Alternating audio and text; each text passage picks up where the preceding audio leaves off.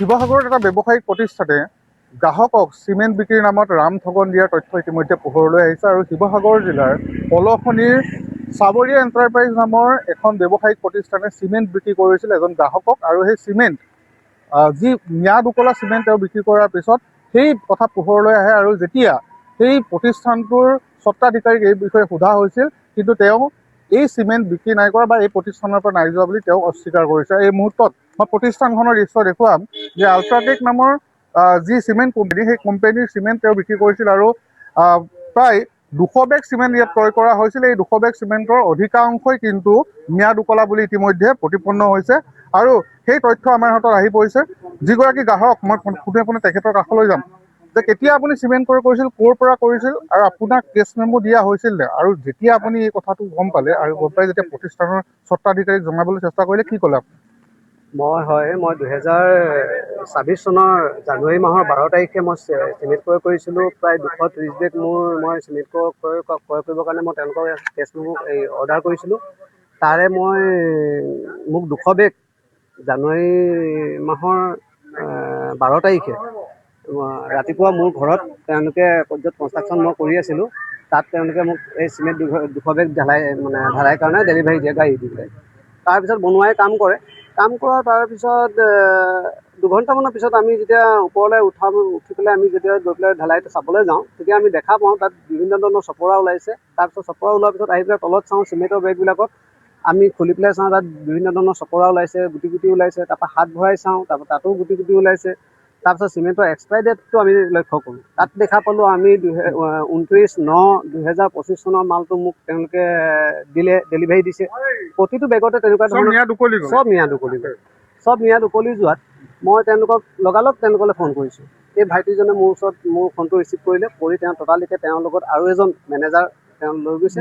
কিমান টকা আপোনালোকে চিমেণ্ট ক্ৰয় কৰিছিল? মই 1,10,400 টকাৰ চিমেণ্ট ক্ৰয় কৰিছিলোঁ। তাৰে মোক কেঁচা ৰিচিপ্ট এখন দিলে তেওঁলোকে, GST বিল নথকা কেঁচা বিল এখন মোক তেওঁলোকে দিয়ে। মই যোৱা বিচৰাত ক'লে যে GST বিলখন আমাৰ ইয়াত দিয়া নহয়, আমাৰ অফিচত দিয়া হয়। নাজানো আৰু তেওঁলোকে এতিয়া কি ইয়াৰ পৰা দিছে হয়। তাৰপিছত মই কোৱাত তেওঁলোকে ক'লে যে আপোনালোকে যিখিনি সময় তাৰপিছত তেওঁলোকক যোৱাৰ পিছত তেওঁলোকক কোৱা হ'ল যে এইখিনি যিখিনি এক্সপায়াৰী ডেটৰ মাল অলৰেডি মোৰ চটখনত ঢালাইত লাগি গ'ল, ইয়াৰ ব্যৱস্থা কি হ'ব? তাৰপৰা তেওঁলোকে ক'লে যে এই ব্যৱস্থাটো আমি তৎকালে অহা কালিলৈ আপোনালোকক কৰি দিম আৰু আমি এইখিনি আপোনালোকে ব্যৱহাৰ কৰক। যদি কিবা ক্ষেত্ৰত যদি কিবা অঘটন ঘটে, কিবা বেয়া হয়, কিবা ডিফেক্ট হয়, সম্পূৰ্ণ দায়িত্ব আমাৰ থাকিব, আমি ৰেছপনচিবিলিটি লৈছোঁ সেইবুলি কয়। আৰু কোৱাত তাৰপিছত আমি তেওঁলোকক এইখিনি অৱগত কৰিলোঁ। তাৰপৰা পিছদিনাখন আমাৰ তালৈ যোৱাৰ পিছত আমি তেওঁলোকক হেৰি কৰা তাৰপিছত ল'ৰাজনে ক'লে মই এইটো গম নাপাওঁ, মই জাষ্ট চাবলৈ আহিছোঁ এক্সপায়াৰ ডেটৰ মাল দিয়া হৈছেনে নাই। তাৰপৰা তেওঁলোকে ইঞ্জিনিয়াৰজনে চাই পেলাই ওপৰত চটখনো ভেৰিফিকেশ্যন কৰিলে। কৰাৰ পিছত তাৰপিছত তেওঁলোকে ক'লে হয়। আমি ক'লোঁ আপুনি স্বীকাৰ কৰিছেনে যে এইটো এক্সপায়াৰ ডেটৰ মাল হয় বুলি? তাৰপৰা হয় বুলি ক'লে, হয় আমি স্বীকাৰ কৰিছোঁ।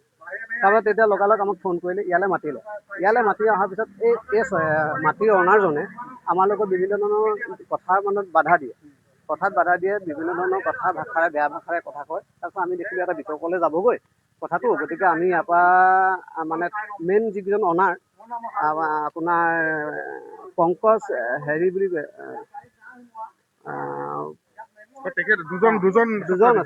দুজন স্বত্বাধিকাৰী আছে। এজন প্ৰণৱ দা বুলি এজন আছে আৰু এজন আছে।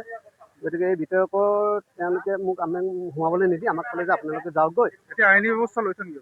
আইনী ব্যৱস্থা মই অলৰেডি ব্যৱহাৰ কৰিম বুলি ভাবি থৈছোঁ। অলৰেডি সদৰ থানাত এখন জাননী মই মৌখিকভাৱেও কৰি দিছোঁ আৰু লিখিতভাৱেও দিয়া আছে। আৰু বাকী কোম্পানীলৈ ইমেইল কৰা হৈছে। আল্ট্ৰাটেক সেই ধনো ঘূৰাই দিয়া নাই আৰু চিমেণ্টৰ কোনো দিয়া নাই। ধন্যবাদ জনাইছোঁ। এই মুহূৰ্তত মোৰ হাতত এখন কেছ মেমো আছে। এই কেছ মেমোখন এয়া হ'ল চাবৰীয়া এণ্টাৰপ্ৰাইজ নামৰ এই প্ৰতিষ্ঠানটোৰ পৰা এই ব্যক্তিজনে চিমেণ্ট ক্ৰয় কৰিছিল আৰু ক্ৰয় কৰি তেওঁ চট ঢালাই কৰিছিল আৰু যেতিয়া চট ঢালাই কৰে তেতিয়া তাত অধিকাংশ চিমেণ্টৰ বেগতে ম্যাদ উকলাৰ কথা পোহৰলৈ আহে আৰু যেতিয়া স্বত্বাধিকাৰজনক এই বিষয়ে প্ৰশ্ন কৰা হৈছিল তেওঁ সকলো দায়িত্ব বহন কৰিম বুলি কৈছিল। কিন্তু এই